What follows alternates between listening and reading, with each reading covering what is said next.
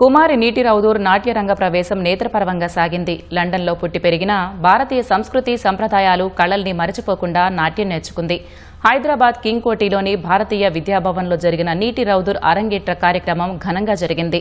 కళాసాగర సంస్థ ఆధ్వర్యంలో నాట్య గురువు ఆచార్య రత్న ఉషా రాఘవన్ పర్యవేక్షణలో అద్భుతమైన ప్రదర్శనిచ్చింది. చక్కటి హావభావాలను సమర్థంగా ప్రదర్శించి అందరి దృష్టిని ఆకర్షించింది. శాస్త్రీయ సంగీత నృత్య కళలు భారతీయ సంస్కృతికి ప్రతీకలని ముఖ్య అతిథిగా హాజరైన రాష్ట్ర ప్రభుత్వ పూర్వ సలహాదారు కెవి రమణాచారి అన్నారు. నేటి తరంలో ఈ కళల పట్ల ఆసక్తిని పెంపొందించాలన్నారు.